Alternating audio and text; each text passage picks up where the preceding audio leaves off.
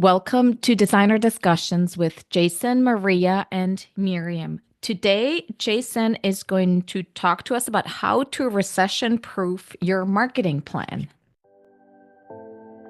Welcome to the Designer Discussions podcast with Jason, Miriam, and Maria, where we talk about marketing, PR, and business advice for design professionals. Thanks, Miriam. This is actually a presentation that I gave last month. We had talked about how to recession-proof your marketing plan. This was also a podcast that we had similar to this, is how to recession-proof your business. It was way back in episode 67, if you want to relook at that. And then we also did an episode last month on what is the first thing to do when your business starts to slow down. So that ties all into how to recession-proof your marketing. Usually what happens, and this is a hot topic now because of what's happening with the tariffs, what's happening with the economy, and, a lot of businesses are uneasy about what may happen in the industry. So this is one of the topics that I've been asked to talk about, is like, when all this is happening, what happens to your marketing? Most often, what happens is that marketing gets the shaft. That's what happens most of the time, is that it's viewed as an unnecessary expense and it gets cut. Because when that happens, often on the marketing agency side, we see a lot of clients that either cut back on the spend or they pause the services or whatever that may be. But often marketing is one of the first things cut, which actually should not be that way. And I'm going to have Miriam talk about what Herb from the Kohler Company said and, his views on that. But ultimately, when times like this happen, you need to really look at your marketing, because that's your brand awareness. That's going to help you through these times. And that's going to help you claim some of the market share from your competitors that will inevitably also cut marketing.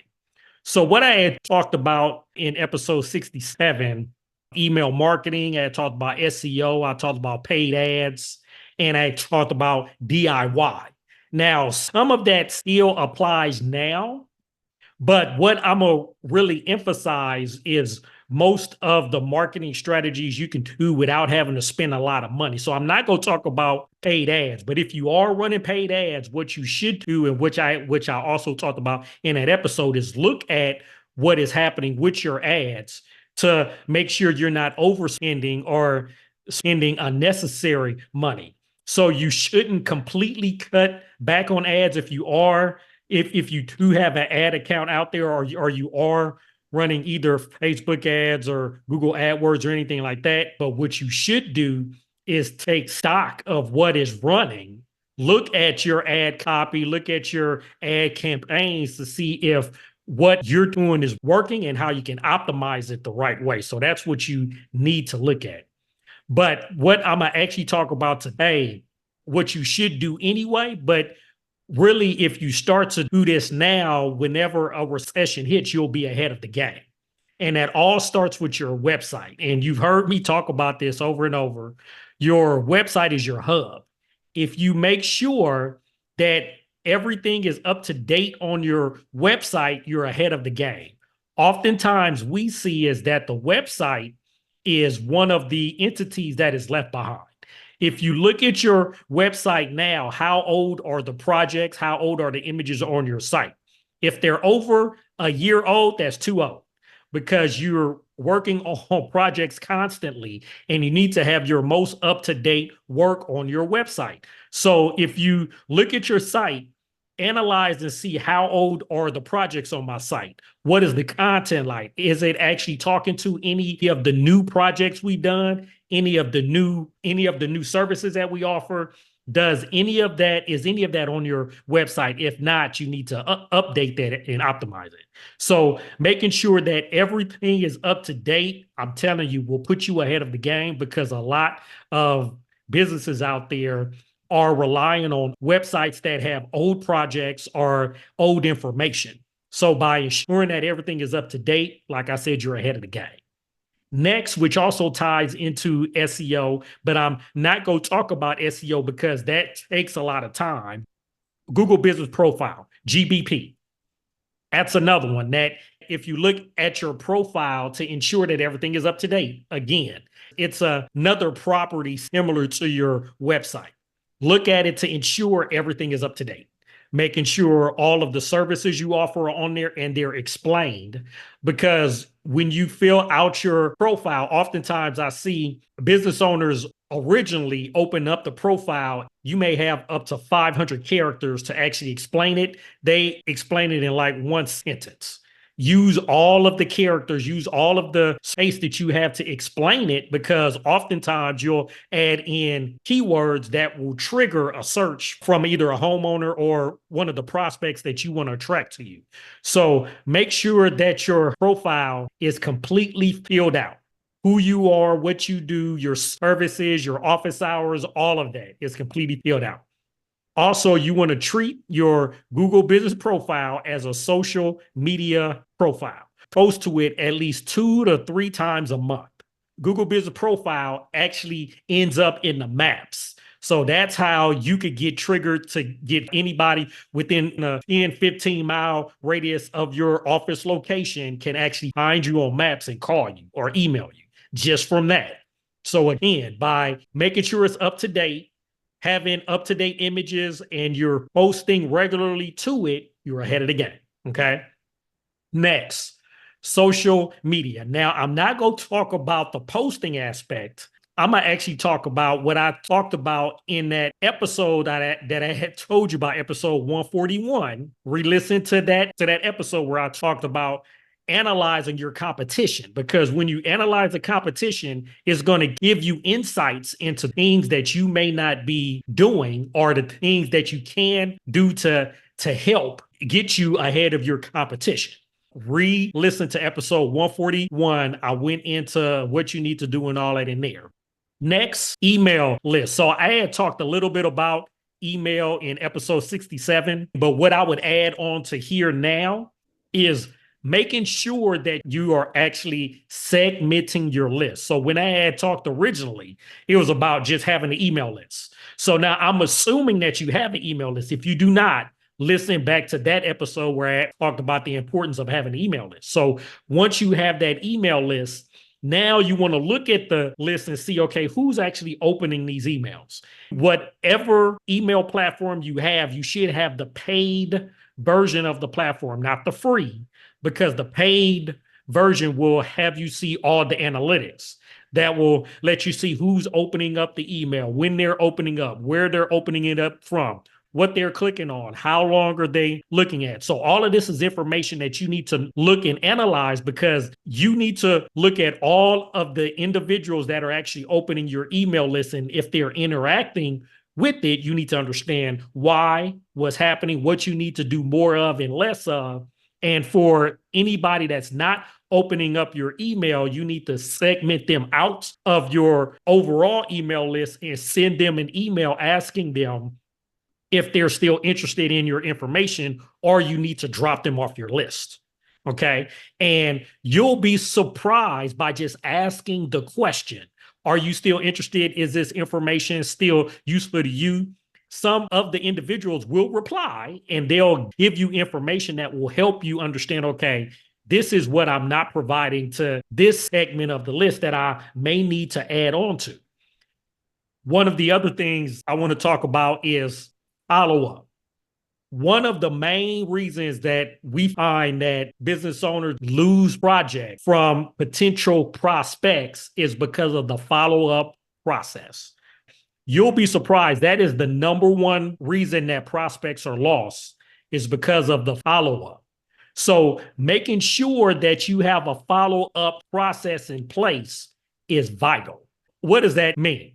A, you should have some type of CRM, whatever it is. I don't care. There's hundreds of them out there. You should have one. And in the CRM, it should have some type of automation where whenever you receive a lead, it can do an automated follow-up to say, thank you for that. And you can set up automations within the CRM on how to follow up with a prospect after, a certain amount of days, a certain amount of weeks, but that follow-up process oftentimes will turn into jobs.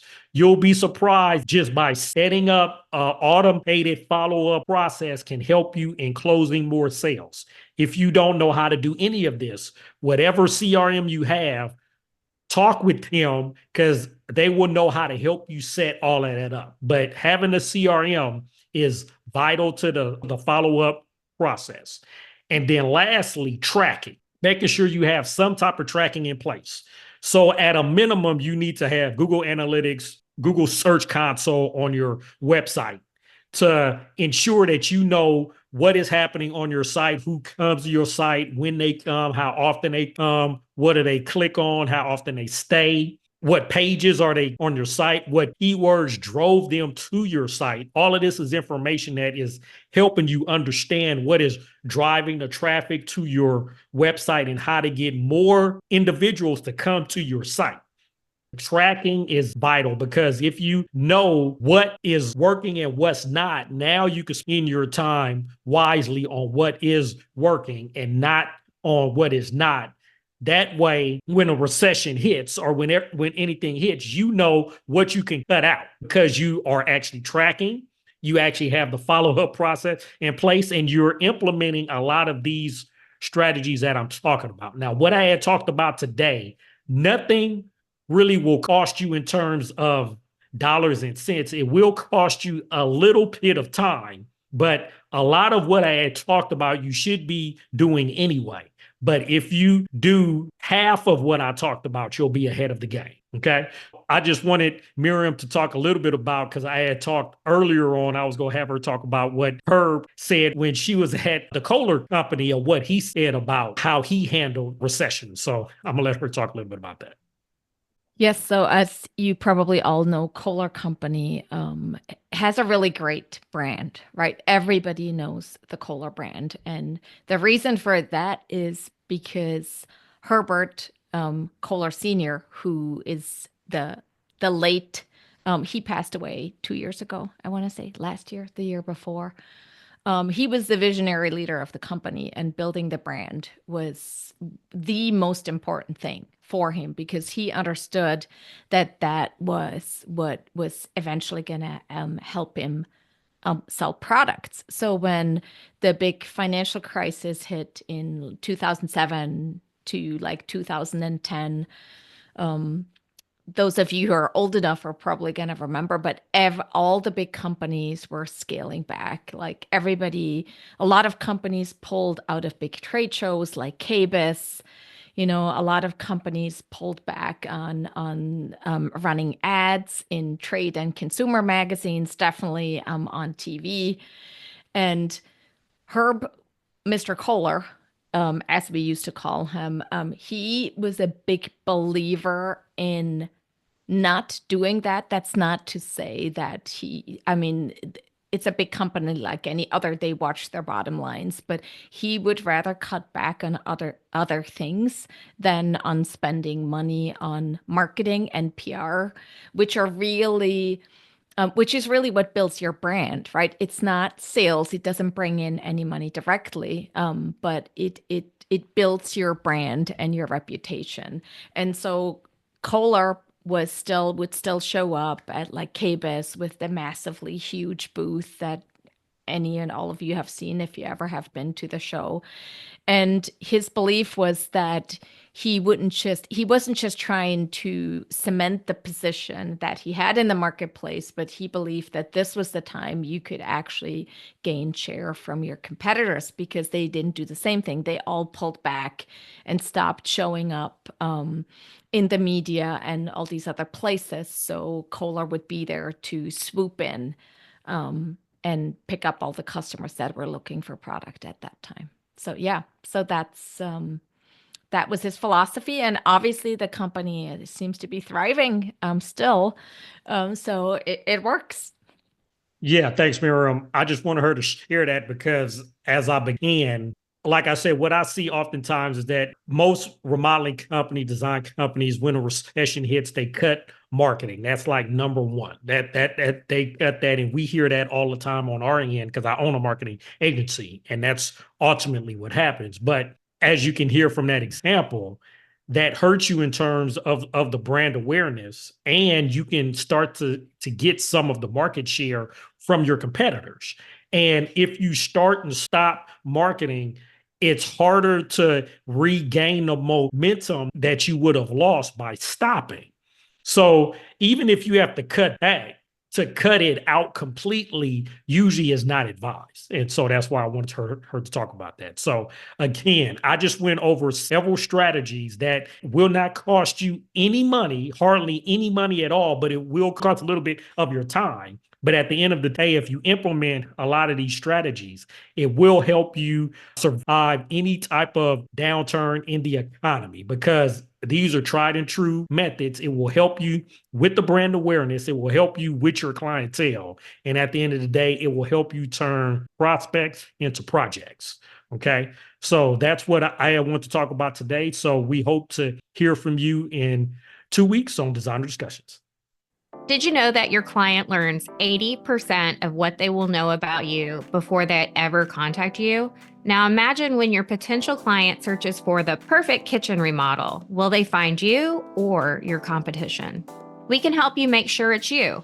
Our Designer Discussions Academy membership with your favorite podcast hosts provide weekly steps to simplify your marketing and boost your business. Sign up at designerdiscussions.com or follow the link in the show notes. We hope you've enjoyed this episode of Designer Discussions and all of the helpful information. Subscribe to our podcast, leave us a review, and share it with your friends. We look forward to having you back next week. For more information on the podcast and the marketing studio, visit designerdiscussions.com and follow us on social media.